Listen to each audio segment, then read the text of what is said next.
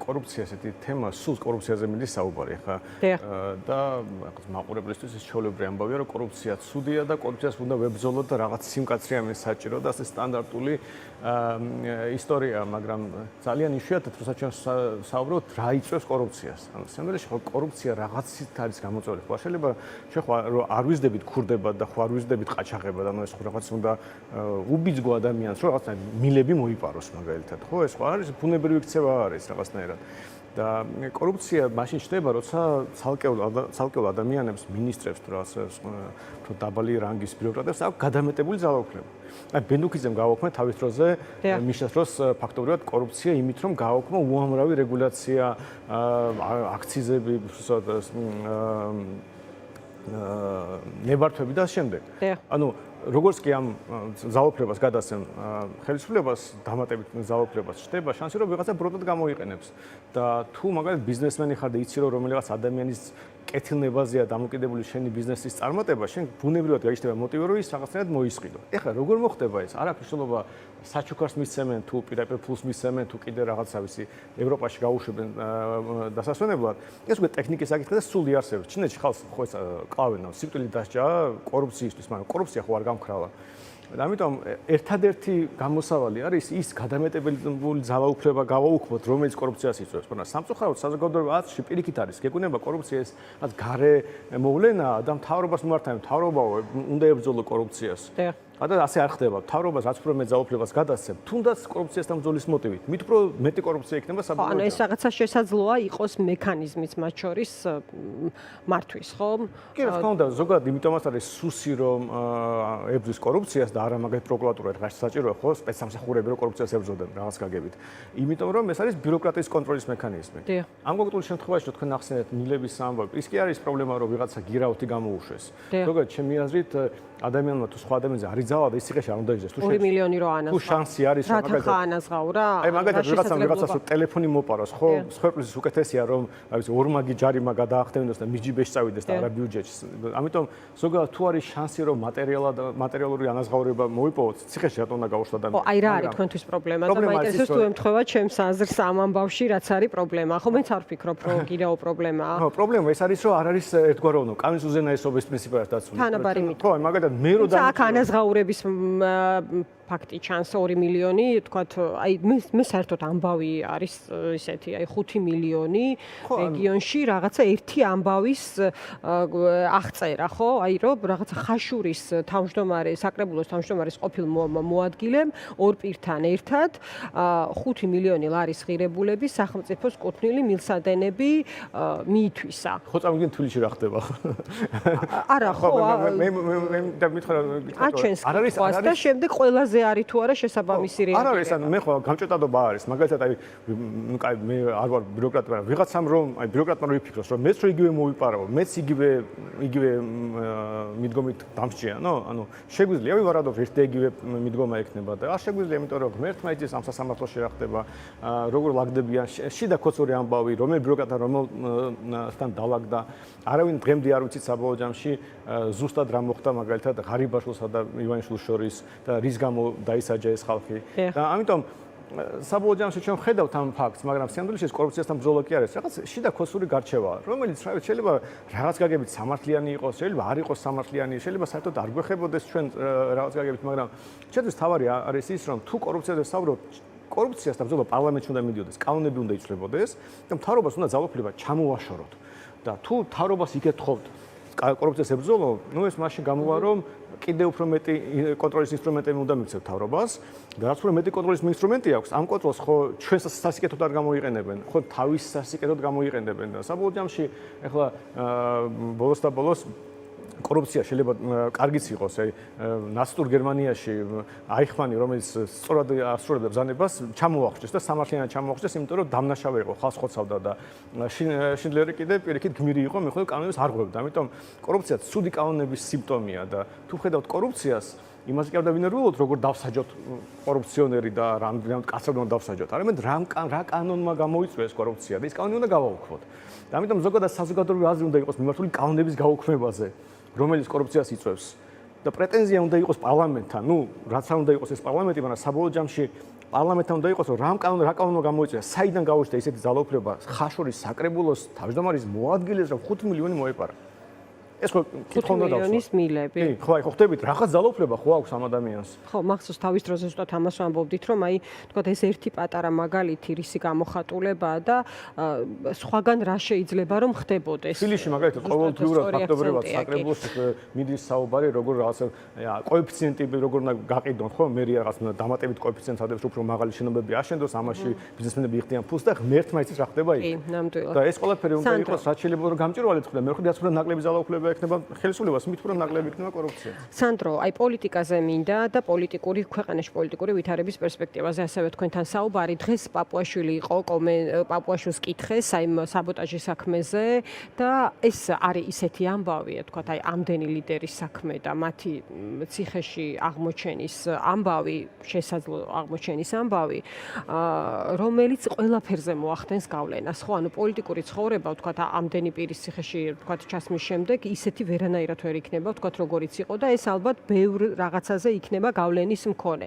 აი თქვენთვის რა დასკვნის საფუძველია ამ ხრივ ქართული ოცნების რიტორიკა, ჩვენ ნახეთ ასევე ბელორუსის მაგალითზე ლაპარაკობდა ვაშინგტონი გზემინერი, ხო ივანიშვილს ადარებდა ლუკაშენკოს იმ ხრივ, რომ აი ის გზა აქ არჩეულიო ვაჭრობის შესაძლოა და აი ეს რა გავლენის მქონე შეიძლება აღმოჩნდეს, ანუ ფიქრობთ რომ დაიჭერს ყველას და ამის შემდეგ აი რა მოხდება, როგორ ფიქრობთ? საბედნიეროდ ლუკაშენკომდე ძალიან შორს ვართ, მაგრამ მოდით რაღაც შევხედოთ სიტუაციას. ჩვენ ვიცით რომ მინიმუმ 2 შეიძლება 3 ლიდერი გაქცეულია ქვეყნიდან. გახარია გაიქცა, მერე ხაზარაძე, ამბობენ ვაშაძეს წასულია ქვეყნიდან. ამავდროულად მიდის საუბარი საზოგადოებრივად დიდი პოსტები იწერება, დისკუსია მიდის მათ შორის მედიაშიც, ხო არ უნდა გაიქცნენ დანარჩენებიც. მე ვეთანხმები იმ ხალხს ვისაუბროთ ინდივიდუალური გადაწყვეტის საკითხია ზოგადად, მაგრამ წარმოვიდგინეთ რომ პროკურატურა ხედავს რომ ვისაც სჯის, ვინც რაღაც გადატრიალება მისი გადმოსახედიდან მოაწყო და რაღაც ცუდს აკეთებდა, 3 უკვე გაიქცა და სხვები მსჯელობენ გაიქცნენ თუ არა. და მიუხედავად ამისა არანაირ ღონისძიებას არ იღებს, რაღაც არ უბლოკავს ამ ხალხს გაქცევას. ხო და ეს უკვე თავისთავად მეტყველებს იმაზე რომ ეს არაფერში არის რაღაც კანონთან და რაღაც დანაშაულთან. ეს არის პოლიტიკური თამაშის ნაწილი, რომელიც ახლა საბოლოო სცენარი ახლა გასაგებია რომ ბიძიამაშვილის თავში არის და მე წარმოდგენ არ მაქვს. ამას ამბობს, რომ თუ ისეთი ქვეყანა უნდათ, სადაც არ იქნება ჩადენილი დანაშაულის გამო პასუხისგება, მაშინ წავიდნენ სადმე სხვაგან, ხო ეს ციტატა არის მისი ნათქვამიდან, დღევანდელი შეფასებიდან, რომელიც თქვენი აზრით, ანუ მიზანიც ეს არის, სანდრო, აი მოსუფთავება ნებისმიერი გზით, ან წადი, ან ციხეში ჩაჭექი? მე ამიტომ არასდროს არ წინასთან მეტყველო ბიძიამაშვილის გადაწყვეტილებას, მე ხო არ ვიცი, ანუ არ ვიცით რა გეგმა აქვს. უბრალოდ ცალსახარო ეს არაფერში არის რაღაც იმ სამართალთან, იმიტომ რომ თუ დაჭერა გინდა ადამიანს გადატრიალება მოგიწყო ან რაღაცა დააშავა და ტერიტორია დაკარგა და რაღაც როგორ გავუშვი ქვეყნიდან? რა ვერ ჩაუკეტავდი? ან ჩვენ ხედავთ რომ პოლიტიკოსები დადიან ევროპაში შეხვედრებს და შემდეგ და პასპორტს რატომ აძლევ? თუ ჩამოვართვი, ხო? შემდეგ შენ რომ მართან უკვე პრეცედენტი გაქცევის. აერთიც, ორიც, მესამეც როგორც ჩანს დაემატა და რატომ არაფერს არ აკეთებ? და შეიძლება ეს უბრალოდ შეიძლება რაღაც პოლიტიკური თამაშის ნაწილია. აი რა თამაში? ხო და მე ეს მახევლებს რომ ჩვენ სულ ბიძიამაშვილის პოლიტიკური თამაშის გამოცნობის პროცესში ვართ. და მე ხა ვანდობ გაწყვეტილებას ინდივიდუალურად ვისაც რაღაც საქმე აქვს სასამართლოების მისი საქმეა ეს როგორ მოიქცეს, მაგრამ ზოგადად პოლიტიკური თამაში რომ ბიზნესშვილი აკეთებს, იმით გამოირჩევა რომ სულ რაღაცა ნერვულ სტრესულ მდგომარეობაშია საზოგადოება და ყოველ კვირას რაღაც ახალი ნერვული სტრესული რაღაც არის და ბოლოს არ უნდა იყოს ასე? არ უნდა იყოს გავლენის მქონე, თქვა ივანიშვილის გადაწყვეტილებები, იმიტომ რომ ეს კიდევ ერთხელ მინდა ვთქვა რომ ეს ძალიან ალბათ მოახდენს მნიშვნელოვან გავლენას, ხო? ყველაფერს მოახდინა, როგორ არ მოახდინა რა 20-20-დან მოყოლებული რა არ მოახდინა. რა კობახიძის განცხადებამ არ მოახდინა გავლენა, რა ვიცი, აგენტების კანონმა არ მოახდინა გავლენა, რამდენი იყო ნაკლებად მნიშვნელოვანი.